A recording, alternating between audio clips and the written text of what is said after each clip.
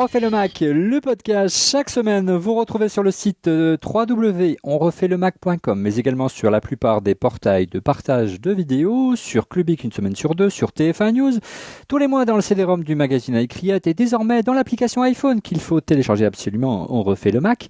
Le débat sur l'actualité et les usages du Mac, de l'iPod, de l'iPhone et de l'iPad. Tout de suite, c'est le sommaire. Entre Mac et PC, cela a toujours été la guerre. Un affrontement qui a pendant longtemps tourné en faveur de Microsoft, mais les temps changent et Apple remporte de plus en plus de batailles grâce notamment à l'iPhone, un succès qui conduit de nombreux utilisateurs à franchir le Rubicon du Macintosh. Apple a écoulé 30% de Mac en plus lors du dernier trimestre. Pendant ce temps, les ventes de PC baissent, les netbooks ne font plus autant recettes, éclipsés par les tablettes. La firme de Cupertino tient-elle sa revanche à l'heure où son chiffre d'affaires vient de dépasser celui de Microsoft? Pourquoi il voit le début d'une nouvelle ère, celle du post-PC? On refait le Mac, épisode 61, PC, bientôt du passé.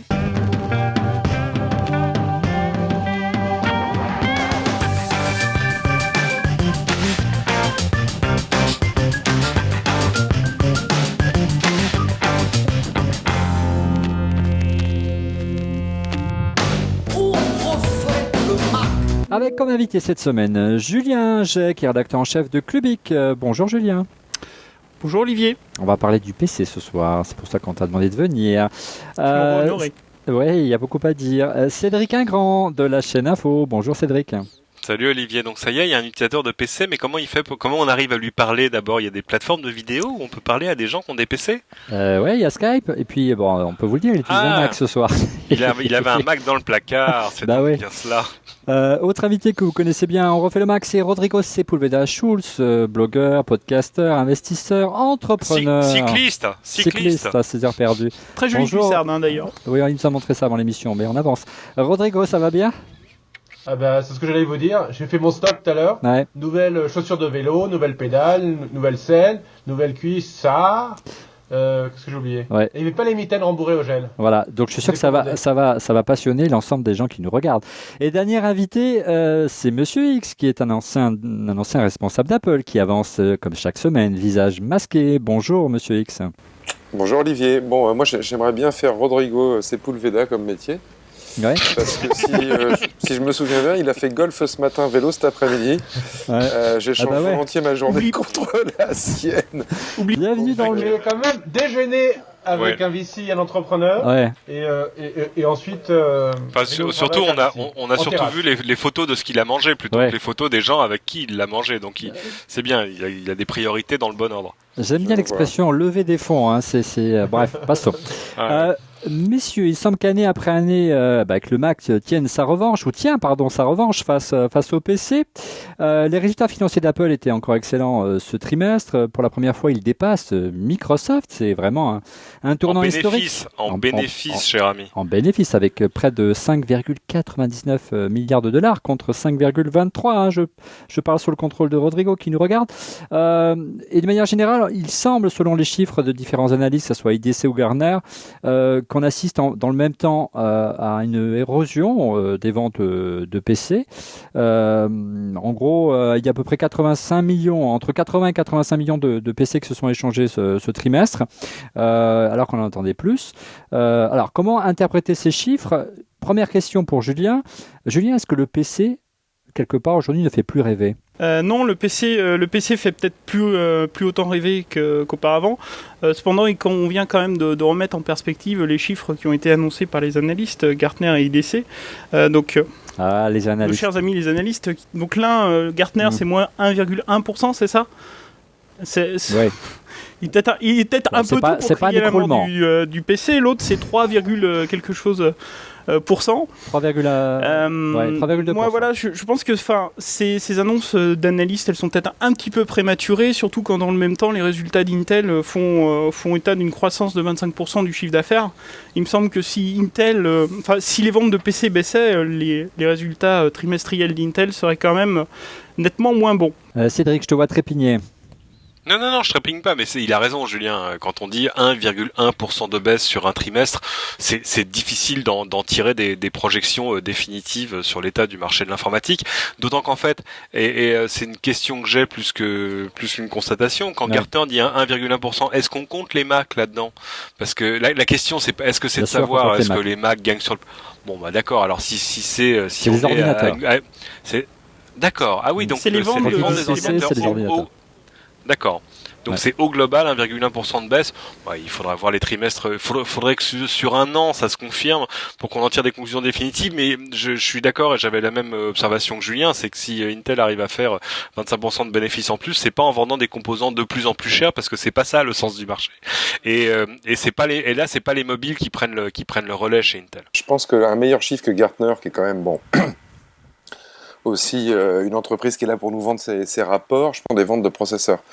Je sais pas, mais je suppose que dans les pays qui ont les plus fortes populations, qui sont primo-accidents dans la technologie PC, qui s'équipent pour la première fois d'un PC, on retrouve l'Inde, la Chine, et que ces gens-là n'achètent peut-être pas un PC qui est compté par Gartner, il y en a encore, mais une carte mère dans un coin, un processeur dans un autre, et qui font leur PC eux-mêmes. Cette culture de fabrication PC est encore très forte là-bas. Est-ce que ces chiffres-là sont dans les chiffres de Gartner? Honnêtement, je ne crois pas. Puisqu'ils utilisent le déclaratif des fabricants de PC qui ont une marque et pignon sur rue. Donc un meilleur indicateur de marché pour moi serait les processeurs. Maintenant, globalement, oui, peut-être que le PC tel qu'on l'a connu commence à être sur un plateau. Pour avoir interrogé Stéphane Nègre, le PDG d'Intel France, ce qui se dit, c'est que donc à la question effectivement de la baisse des ventes de PC, la réponse c'est quand même que les chiffres d'Intel sont en partie tirés par les ventes sur les pays émergents, dans les pays émergents, et donc effectivement il y a quand même une très forte progression des ventes de PC. Et par ailleurs, on parle d'une baisse de 1,1% attendue des ventes de PC au global sur le premier trimestre, mais dans la même phrase, Gartner nous dit que sur l'année, il y aura une croissance à 2 chiffres des ventes de PC. Je ne sais pas si ça a bien été clair pour tout le monde. C'est un discours d'analyse, cher ami. C'est ça. Alors, bon, certes, oui, Rodrigo, tu voulais dire quelque chose? Les gens veulent un ordinateur pour faire quoi? Au début, c'était pour travailler, écrire des rapports, etc. Et là, on a toujours besoin d'un clavier. En revanche, pour consulter Internet, consulter ses mails, pour jouer, pour communiquer, pour chatter, les smartphones qui ont en gros 4 ans ont énormément pris sur ce marché. Donc on se dit avant, si je voulais accéder à cet univers qui était le mail, le chat, les jeux, etc., il me fallait l'ordinateur. Aujourd'hui, il me faut juste un iPhone ou un smartphone Android, etc. C'est pour ça que ça rogne sur le marché des ordinateurs personnels. En clair, l'ordinateur n'est plus la seule fenêtre, sans faire de jeu de mots, la seule fenêtre pour accéder à Internet aujourd'hui. On peut par d'autres moyens, mais n'allons pas trop vite. On va revenir un peu plus tard dans l'émission sur les smartphones et les tablettes, mais il y a quand même un chiffre qui est troublant, alors que de manière générale, c'est à défaut de déclin, les ventes de PC se stabilisent ou ne progressent plus, celles des ventes de Mac explosent, plus 30% lors du dernier trimestre, plus 30% de ventes de Mac lors du dernier trimestre d'Apple. Comment on peut expliquer un tel écart, Monsieur X? Qu'est-ce qui fait qu'aujourd'hui le Mac se développe autant alors que le PC lui a du mal? Les 2 raisons principales qui font que le Mac au sein du marché du PC croît encore assez rapidement, ou les 3, c'est la qualité des machines, c'est quand même au cœur de cette entreprise, mais c'est surtout 2 autres choses, qui sont l'expansion à l'international d'Apple. Rappelez-vous que Apple ne segmente pas les PC comme Rodrigo l'explique, pas du tout. Il n'y a pas d'entreprise ou de grand public, l'entreprise ça n'existe plus. Donc il y a un seul marché, et eux ils vont chercher des bandes de valeur. En gros ils vont chercher ces fameux CSP+, ces catégories qui ont les plus gros portefeuilles et le plus d'argent à dépenser pour s'équiper en informatique, en électronique. Et ils vont les chercher dans tous les pays du monde, et pour eux, que vous soyez quelqu'un avec des moyens d'acheter du Mac en Russie, au Botswana ou en France, vous êtes le même client. Or, Apple avait du retard en termes d'expansion géographique et Apple est en train de rattraper son retard. On peut quasiment, chez un revendeur officiel, acheter du Mac partout dans le monde. Il suffit pour s'en convaincre d'aller voir la liste des pays où il y a une officine d'Apple officielle à partir du site apple.com. Puis deuxième chose, et ça c'est vraiment au-delà des produits, le deuxième moteur d'Apple est pour moi le plus important et qui explique le plus sa réussite, et je sais que je me répète là-dessus, c'est les méthodes de distribution d'Apple et notamment les Apple Store. Les Apple Store sont une vitrine absolument incroyable. Il y a 10-20 magasins qui ouvrent tous les trimestres, qui sont conçus, ça c'était dans la tête de Steve Jobs dès le départ, comme une exposition permanente des produits Apple, et ils mettent beaucoup d'argent pour que ça soit très très beau. Et donc ils ont énormément de gens qui passent dans leur boutique parce qu'ils multiplient leur surface de vente avec une qualité de service et une attractivité que personne n'a réussi à égaler. Microsoft essaye de le faire un peu, mais on est encore très loin. Et une fois de plus, pour vous en convaincre, si vous êtes en région parisienne, allez dans le plus gros supermarché ou la plus grosse galerie marchande d'Europe qui est Vélizy 2, à la limite du 78 et du 92, et postez-vous sur un banc en face de l'Apple Store là-bas, qui est dans les anciens locaux de chez Darty. À toute heure du jour et de la nuit, c'est quasiment la baston permanente pour accéder à un Mac pour pouvoir le tester. Pourquoi ? Parce que pour les gens qui ont de l'argent ou qui en ont peut-être un peu moins, mais qui sont prêts à dépenser de l'argent pour une marque, et l'attractivité est importante, Apple c'est le must. Donc pour l'instant ils sont hype et ça ne désemplit pas. Donc ils ouvrent un magasin, ils capturent 1 million de visiteurs dans l'année et ils vont réussir à transformer 3-4% de ces visiteurs en vente, et ils ont encore pas mal de marge parce que des gens qui ont de l'argent et qui n'ont pas encore un Mac, il y en a encore pas mal. Mais leur horizon, il est plus là que la limite du marché en tant que tel. Pour revenir au débat, à savoir que le Mac tient sa revanche par rapport au PC, ça a été un long travail, hein, Monsieur X, pour convaincre les utilisateurs d'adopter un Mac, pour les fameux switchers. On peut essayer ensemble brièvement de faire un bref historique, Monsieur X, pour rappeler un petit peu les différents étages de la fusée qui ont permis qu'aujourd'hui, le Mac progresse, gagne des parts de marché par rapport au PC. Et bien sûr, la première étage de la fumée, faut que j'arrête de fumer. La première étage de la fusée, c'est l'arrivée de macOS 10. Non. C'est le deuxième étage, ça pour moi. Je suis désolé. Vas-y, non, le premier étage de la fusée, c'est le premier iMac, Jelly, transparent en forme de berlingot. Parce que ça a permis de refaire un Mac qui soit attractif, qui ressemblait plus à un cube de mastic. Là, il y avait une vraie différenciation par rapport au PC, c'est ça que tu voulais dire. Qui était assez solide, qui n'était pas trop cher et qui répondait bien à cette population un petit peu exclusive que représentaient les clients Apple à l'époque, qu'on appelait en gros les gens plus créatifs par rapport aux gens qui utilisaient un PC, qui aimaient bien uniquement faire du mail et de l'Excel. Donc c'est vraiment le renouveau d'abord du matériel avec cet iMac berlingot qui a été vraiment le premier boom. Problème avec cet iMac berlingot, il restait vraiment trois cailloux dans la chaussure de Steve Jobs. Le prix, et ça on pourra en parler parce que pour moi c'est le caillou qui traîne toujours dans la pompe de chez Apple et qui les empêche vraiment d'exploser en termes de part de marché. Le fait que les Mac étaient complètement autistes. À l'époque, avec un iMac berlingot, c'était macOS 6, 7, 8, 9. Impossible quasiment d'échanger un fichier avec le Mac. Et puis le PC. Le quatrième, avec un PC, pardon, et le quatrième caillou qu'il y avait dans la chaussure, c'était, sur un Mac, il n'y a pas d'application, ce qui est toujours dans certains domaines un petit peu vrai. Donc, au niveau du matériel, ça, ils l'ont réglé à la fin des années 90 avec l'iMac. Après, il y a eu macOS 10, ça a été vraiment le deuxième étage dans la fusée.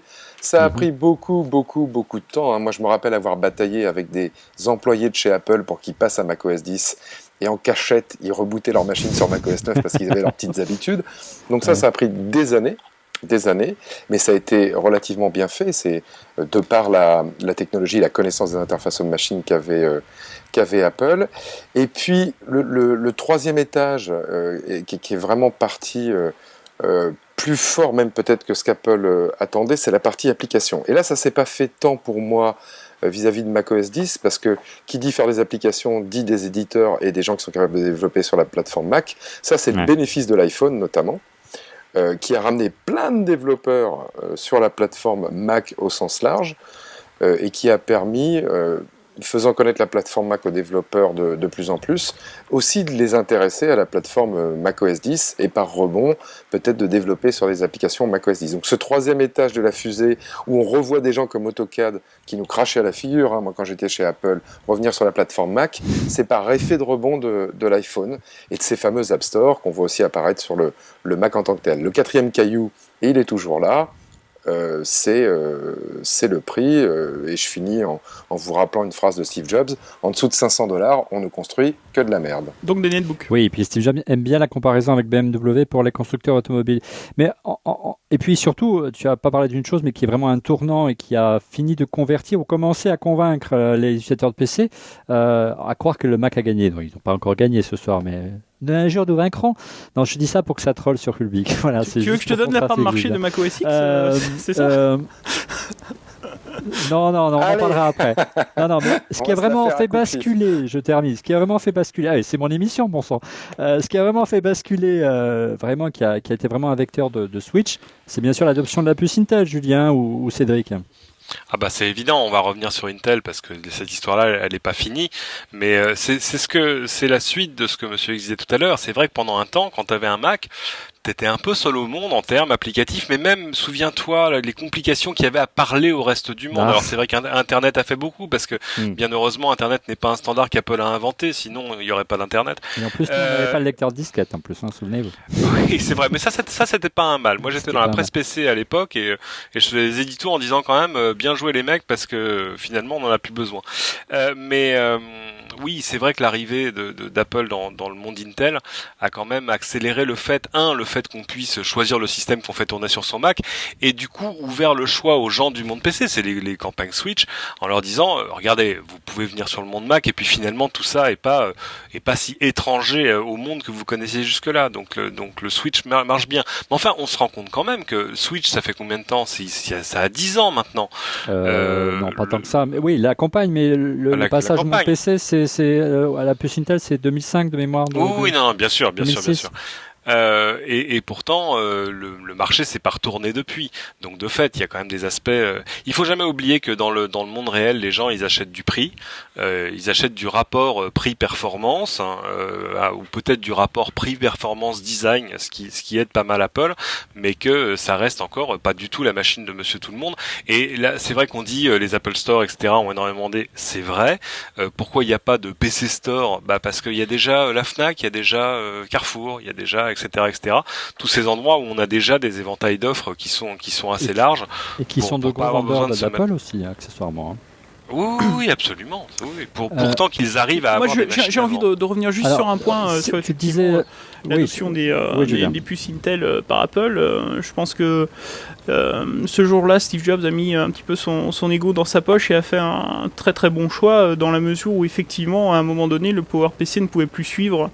Tant en termes de disponibilité de volume, parce que ce que peut fabriquer Intel en termes de puces, en termes de quantité, ça n'a rien à voir avec les approvisionnements que pouvait avoir Apple sur ses PowerPC. Et par ailleurs, à l'époque où Apple a fait le... C'était Motorola, c'était IBM tout à fait, absolument. Ça. Et à l'époque où Apple a fait le switch, il y avait un secteur qui était en plein boom, c'était celui de la mobilité. Je n'ai pas souvenir d'un G5 sur un PowerBook de l'époque. Je pense qu'il y a eu quelques soucis pour que le G5 arrive sur un PowerBook. Et effectivement, Intel le choix de passer sur Intel était très très bien vu, parce que PowerPC, pour X raisons, s'essoufflait à ce moment-là. Ce qui n'est pas forcément vrai aujourd'hui. Je remets pas en question l'architecture PowerPC. C'est juste un constat plutôt industriel et de pertinence des puces par rapport au marché visé. Ouais, un constat réaliste, dirons-nous. Moi, je me souviens, pour la petite histoire, que j'étais au téléphone avec Monsieur X, il doit s'en souvenir, le soir de la keynote où Apple a annoncé le Switch, et sur la puce Intel, et on avait du mal à le croire. On se disait, mais qu'est-ce qu'il fait?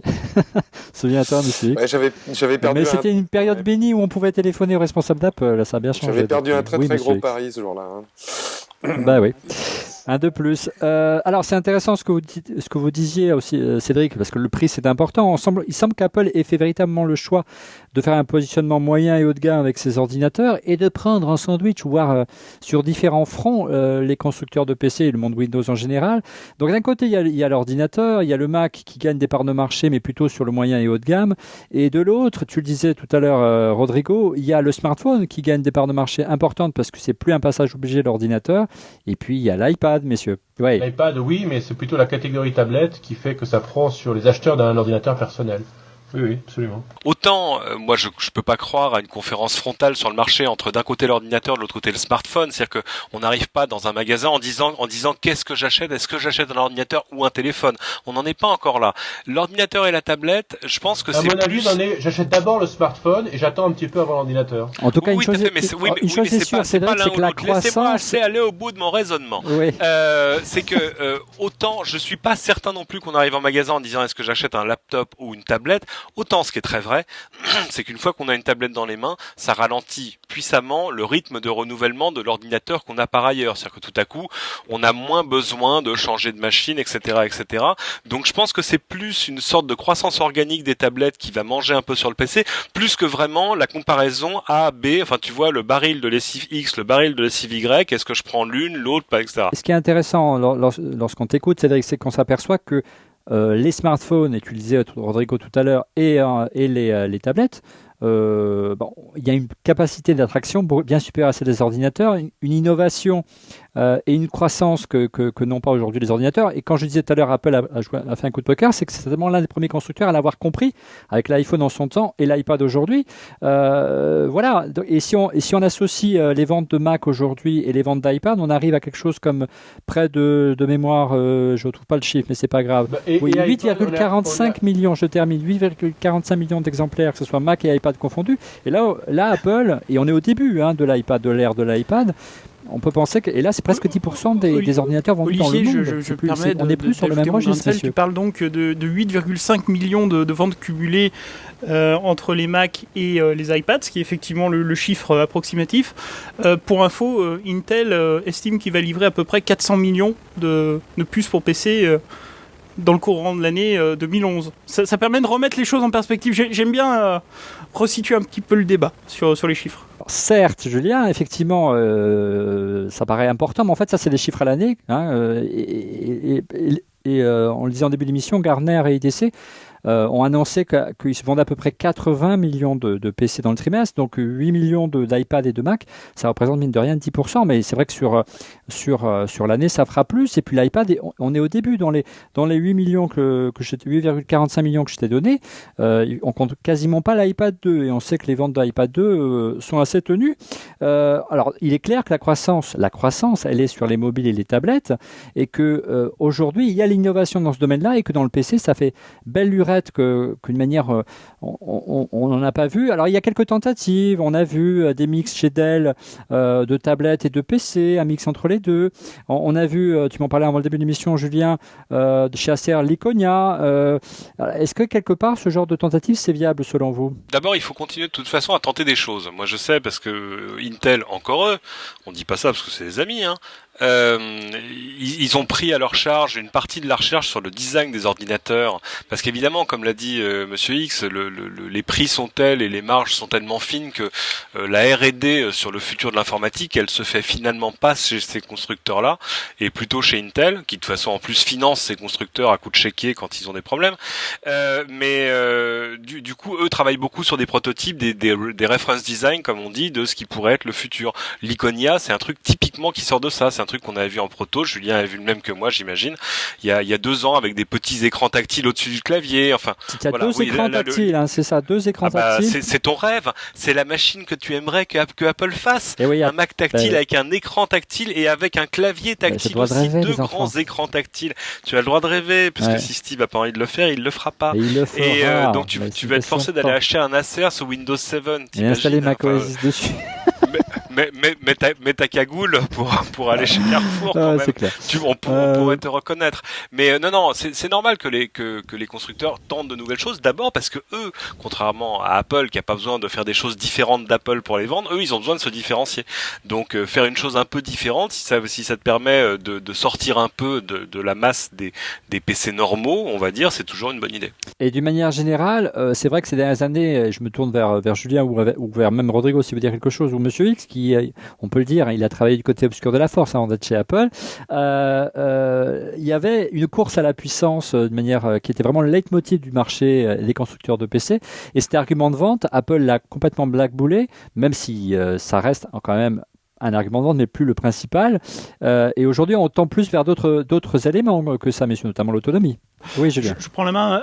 Apple a réussi cet acte incroyable vis-à-vis de son partenaire Intel, c'est-à-dire que quand on change un iMac, on met à peine en avant le processeur qu'on met dedans. On dit oui, c'est un Intel Core seconde génération, alors que sur PC, effectivement, on va avoir tendance à dire que c'est le dernier Sandy Bridge avec un 3, gros logo sur la etc., carrosserie, GHz, etc.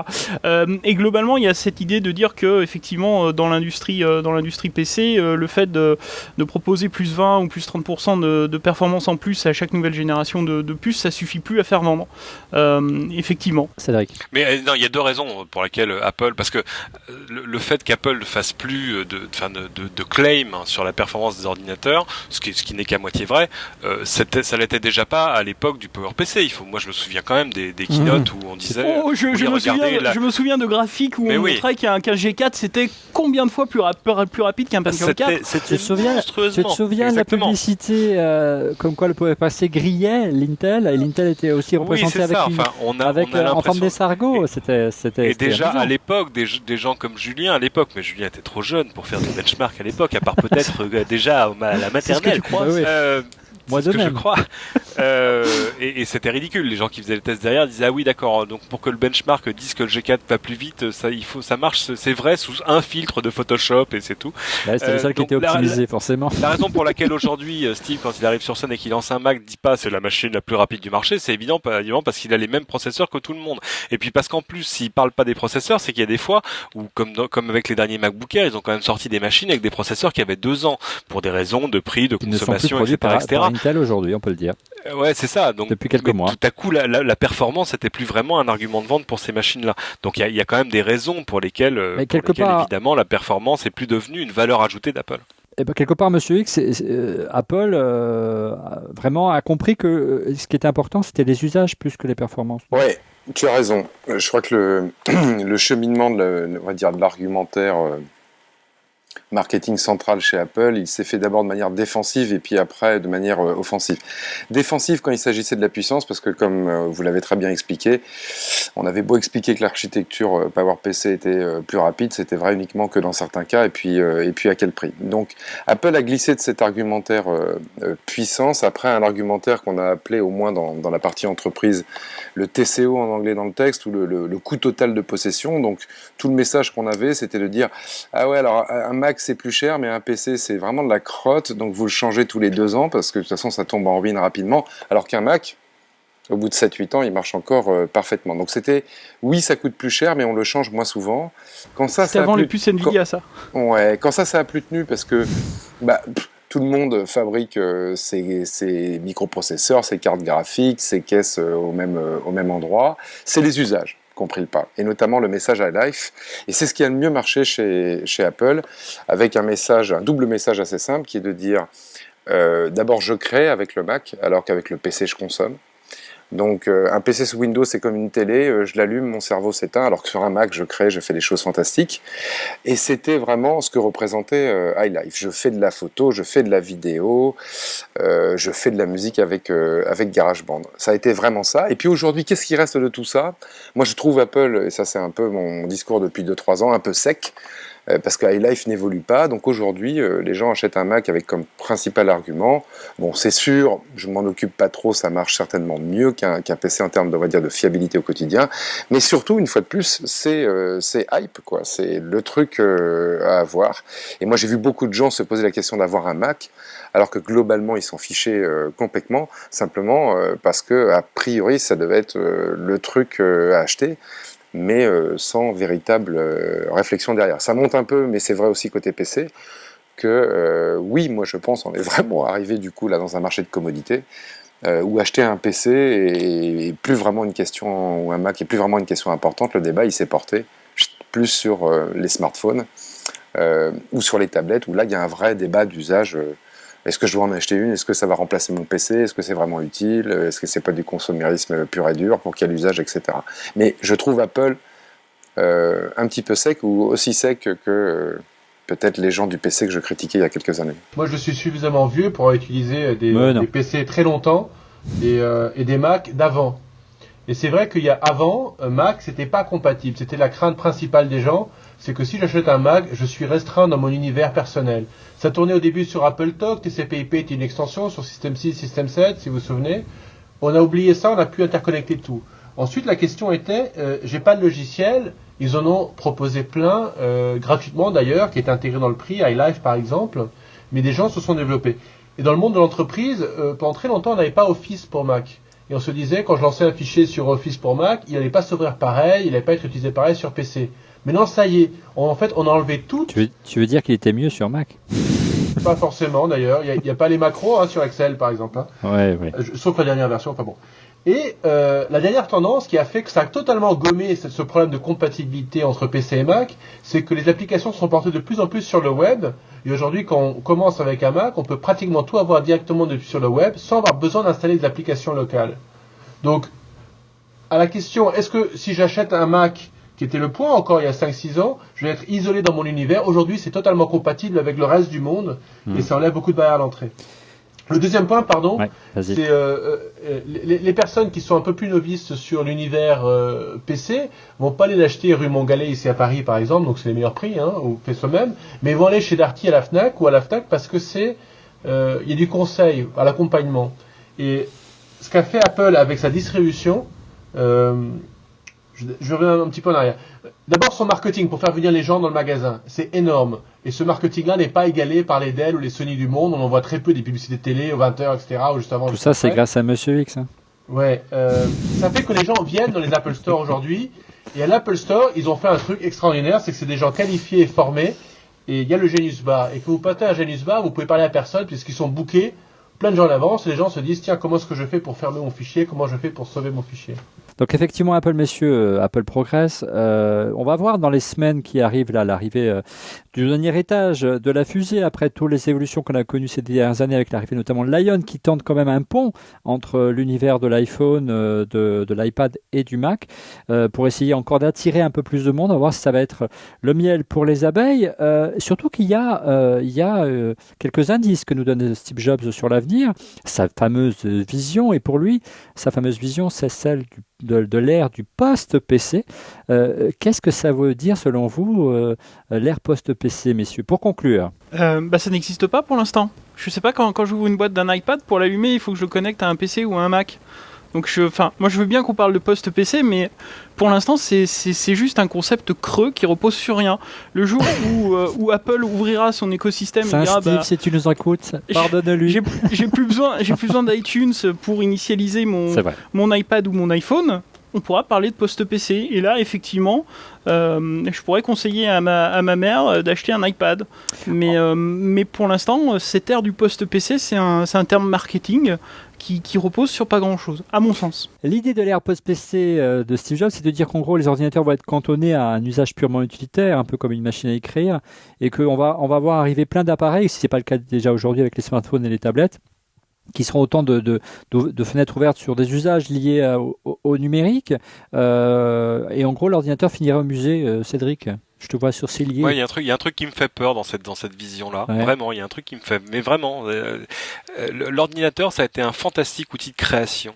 C'est-à-dire que c'est un truc qui a changé la création. Aujourd'hui, la vision du post-ordinateur qu'on nous offre, ce sont de purs outils de consommation. En gros, c'est comme la télé en un peu différent, avec un peu plus d'interactivité, un canal de retour, etc. Mais je suis désolé, j'ai pas encore vu de magnifique création où on m'a dit, regardez, ça a été créé sur iPad, c'est vraiment merveilleux. Eh ben non, je suis désolé, c'est pas merveilleux. Créer, inventer des choses, et pourtant c'était quand même ça la vision originale d'Apple, c'était ça le message, c'était dire, regardez ce que vous allez pouvoir faire, ce que vous allez pouvoir envoyer au monde avec ces nouvelles machines. Ça, c'était la vision originale du Macintosh.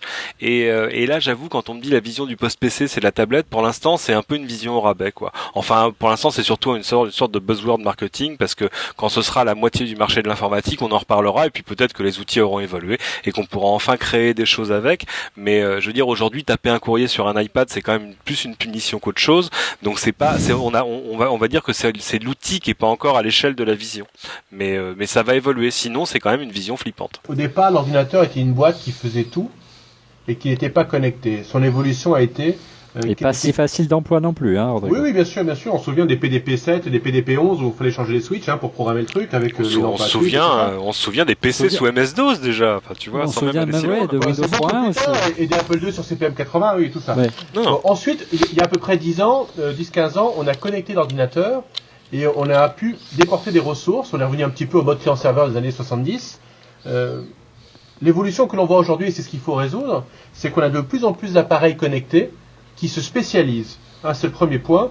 Donc Cédric et moi, nous avons une balance Wi-Fi dans laquelle on se pèse et ça nous donne des informations qui se connectent sur Internet. Puissant, des informations à 2 chiffres. Cédric a lui la chance énorme d'avoir un appareil de musique connecté à Internet, un Sonos, qui lui permet d'écouter de la musique. Et des choses comme ça, on va en avoir de plus en plus. On va bientôt avoir la télé connectée.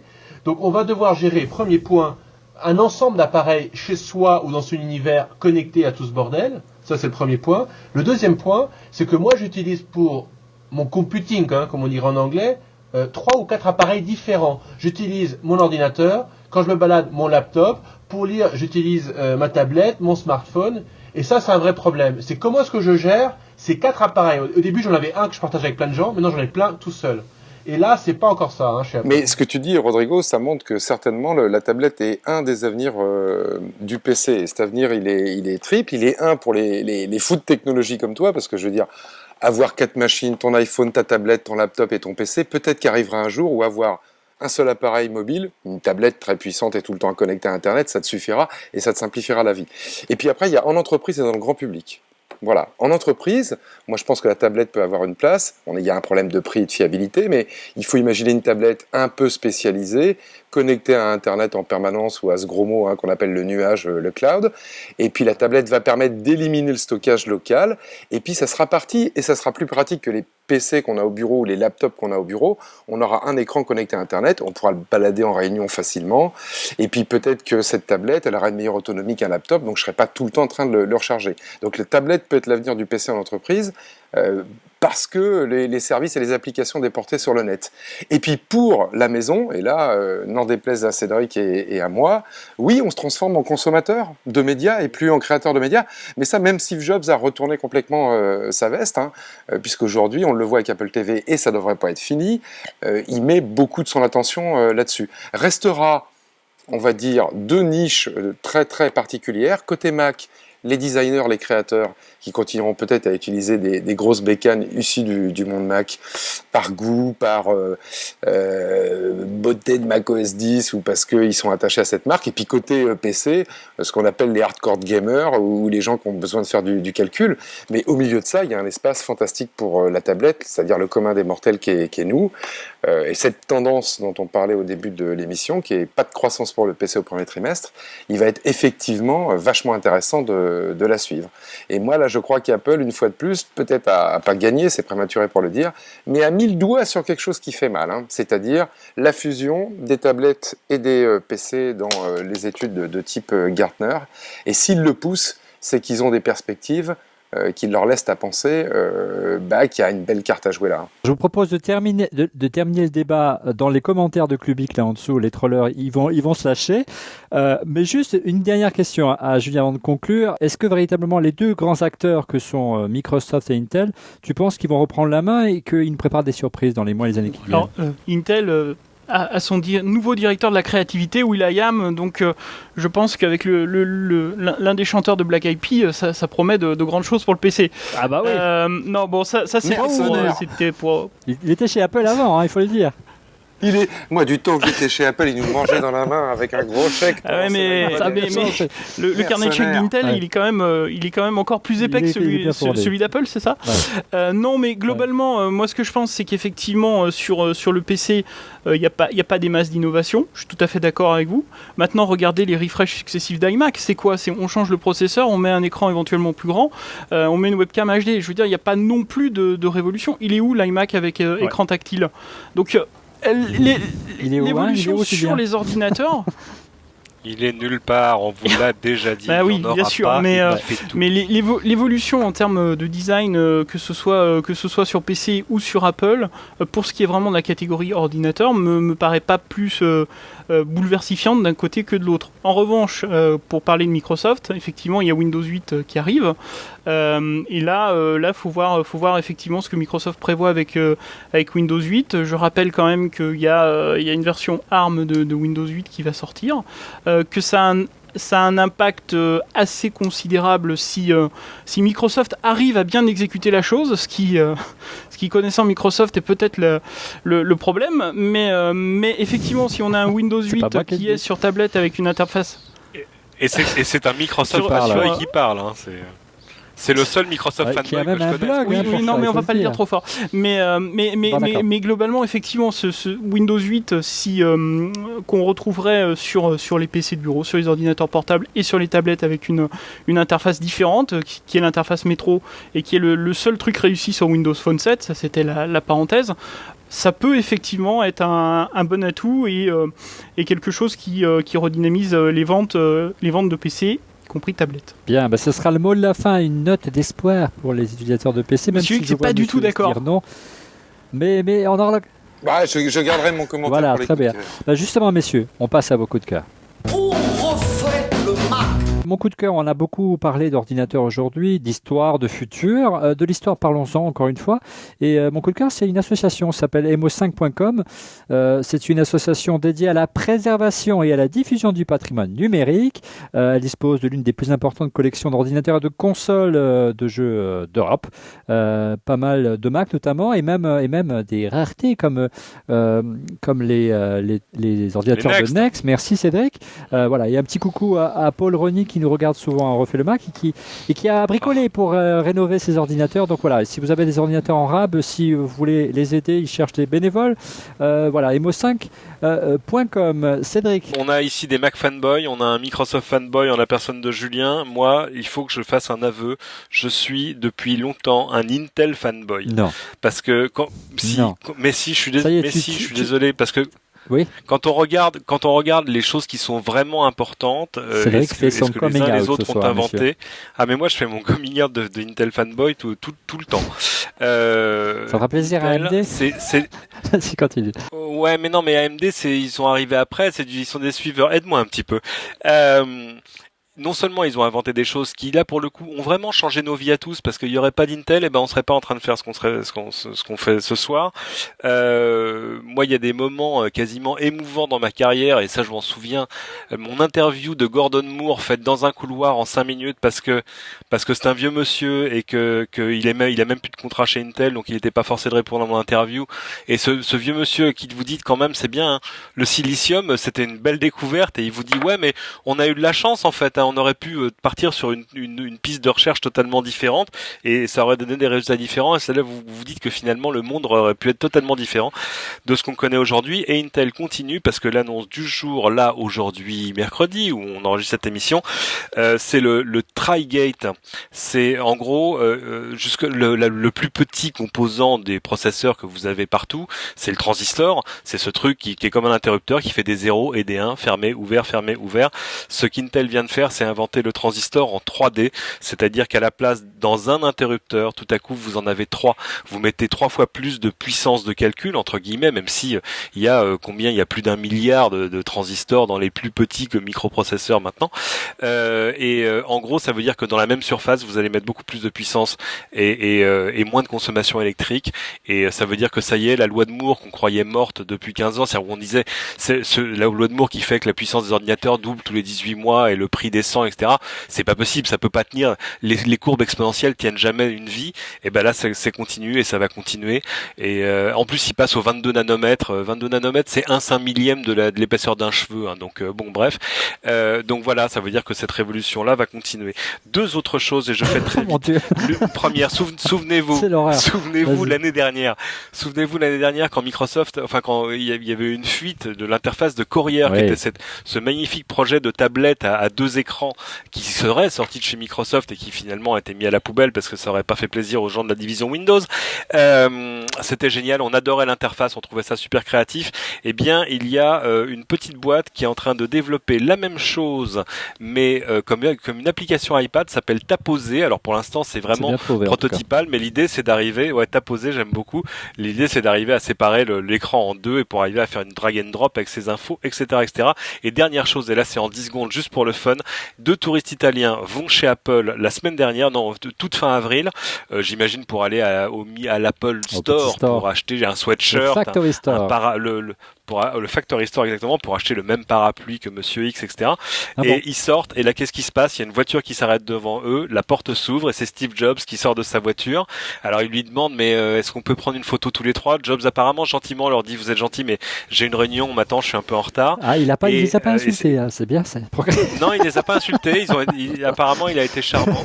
Et il y a la photo que vous allez voir là, parce que magie de la télé, où on voit Jobs qui est en train de partir vers l'entrée d'Apple, mais c'est pas ça, donc c'est Jobs de dos, très bien, mais c'est pas ça l'important. L'important, regardez bien sur la gauche de la photo, c'est l'employé d'Apple, enfin on imagine être un employé d'Apple, qui sort du bâtiment à ce moment-là. Il est tout petit au fond, mais on lit la terreur de ce qui se passe dans ses yeux, où il est en train de se dire, qu'est-ce que je dois faire? Je reste là, je lui tiens la porte, ou je le croise, est-ce que je lui dis bonjour? Est-ce que je fais demi-tour? Est-ce que je pars en courant et en hurlant? C'est génial. Mais enfin voilà, il y a des fois il se passe beaucoup de choses dans une seule photo. Rodrigo, c'est ça mieux que moi. Monsieur X, ton coup de cœur ce soir? Moi, je suis désolé, c'est un petit coup de gueule contre la plateforme Mac, de quoi avoir des bons arguments pour acheter un PC. Et c'est à propos de Firefox 4, la nouvelle mouture de Firefox édition Macintosh. C'est la première fois que moi je vois les gens de chez Mozilla faire les choses à moitié pour la plateforme Mac, et ça me fout les boules. Depuis Firefox 4, c'est simple, les extensions DivX type HQ ou Video Player HTML5 ne marchent pas. Voilà, donc elles sont rangées dans vos extensions, dans les menus de préférence, en disant c'est pas compatible avec Firefox 4.